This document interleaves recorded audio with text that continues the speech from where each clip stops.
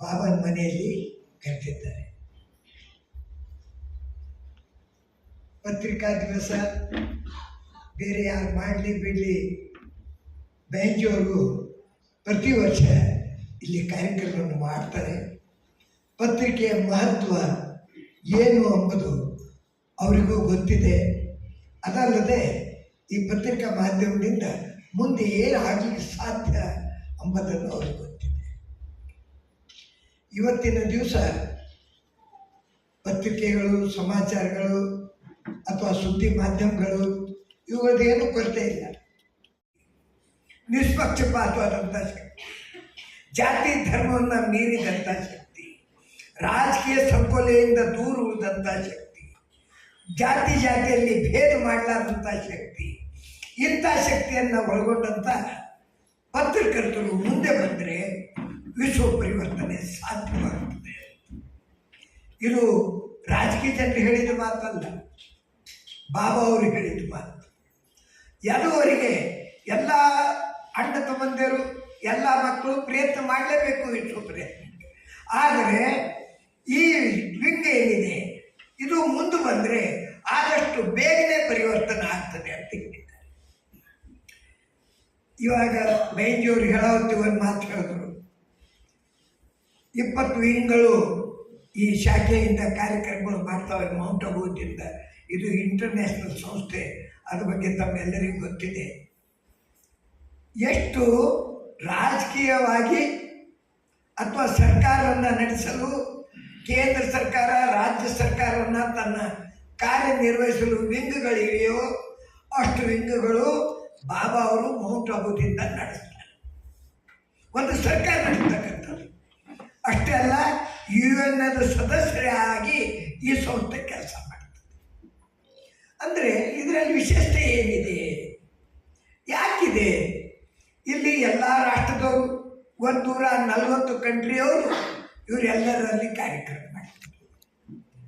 ಮಹತ್ವ ಎಷ್ಟೇ ಇದೆ. ಈ ಸಂಸ್ಥೆ ಮನುಷ್ಯನಿಗೆ ಹಾಗಾಗ್ತಾನೆ. ಮನುಷ್ಯ ಪರಮಾತ್ಮನಿಂದ ಬಂದಂಥ ವ್ಯಕ್ತಿ ತನ್ನ ಆತ್ಮನ ಉಜ್ವಲ ಯಾವ ರೀತಿ ಮಾಡ್ಕೊಳ್ತಾನೆ ಅದು ಹೇಳ್ತಾರೆ. ಇವರು ಜಾತಿ ಕಲಿಸೋದಿಲ್ಲ.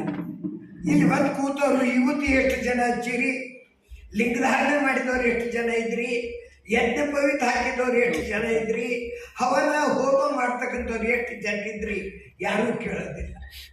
ನಾನು ಎಷ್ಟು ಸಲ ಹೇಳ್ತೀನಿ, ಎಲ್ಲರೂ ಹೇಳ್ತಾರೆ ಎಲ್ಲರೂ ಮಾನವ ಒಂದು, ಧರ್ಮ ಒಂದು ಅಂತ.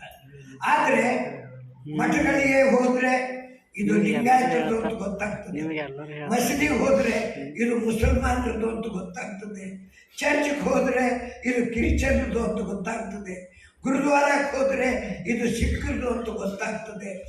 ಬಾಬಾ ಮನೆಯಲ್ಲಿ ಬಂದರೆ ಇದು ಯಾರ್ದು ಅಂತ ಯಾರಿಗೂ ಗೊತ್ತಾಗ್ತದೆ. मुझे याद आता है शिव बाबा हम सबको एक बहुत अच्छी बात सिखाते हैं. जो रॉयल मनुष्य होता है, राजाएं पहले टेस्ट किया जाता है कि राजा को खिलाने के लिए ये भोजन है या नहीं, और उसके बाद राजा को वो चीज भोजन में परोसी जाती है. आप सभी पत्रकार भाई ऐसे ही रॉयल, ऐसे ही उच्च विचारों को लेकर, श्रेष्ठ कर्म और श्रेष्ठ धारणाओं को लेकर चले हैं और चलते रहेंगे. कोई एक बात मुख से निकालनी है, एक शब्द मुख से निकालना है तो कहा जाता है सोच समझ कर बोलो. कुछ लिखना है तो कहा जाता है सोच समझ कर लिखो, आगे पीछे का सोच समझ कर कार्य करो. ये शब्द बोलने से, ये शब्द लिखने से, ये समाचार का प्रचार प्रसार करने से सुनने वालों के ऊपर, देखने वालों के ऊपर क्या प्रभाव पड़ेगा? वो नकारात्मकता से सकारात्मकता की ओर आएंगे. उनके मन में जो अनेकता की, विविधता की, नफरतों की भावनाएं पैदा हुई है वो समाप्त होकर एकता की ओर बढ़ेंगे. हम एक दूसरों के दिलों को जोड़ेंगे या तोड़ेंगे, ये सोचकर फिर हमको आगे बढ़ना है. बाबा सदा ये बात सिखाते हैं, सत्य जरूर बोलो परंतु सभ्यता के साथ बोलो. आज हम सब जानते हैं इतने से दृष्टिहीन कहते हो, अगर आप उससे हमारा सहयोगी कहते हो तो उनके अंदर भी बात वही है, परंतु उनके अंदर वो बल आ जाता है, सकारात्मकता आ जाती है, हीनता की भावना उनकी खत्म हो जाती है, आत्मसम्मान उनके अंदर पैदा हो जाता है। तो आज हम सब मीडिया वर्ग के भाई बहन यहाँ पहुंचे हैं। माउंट आबू में जैसे शिव शरणप्पा वाली जी ने बताया, आप सबका बाबा भी आवाहन इस वर्ष भी कर रहा है।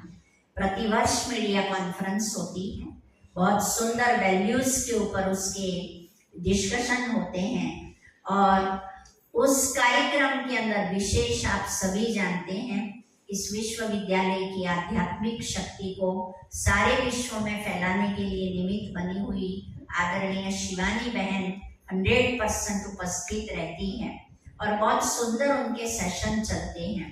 तो आप सभी आज यहाँ तो आए हो ये दिव्य शक्तियों को, दिव्य ज्ञान को प्राप्त करने, बाबा का सत्कार प्राप्त करने, परंतु माउंट आबू में आप सबका बाबा इस वर्ष भी आवाहन कर रहा है।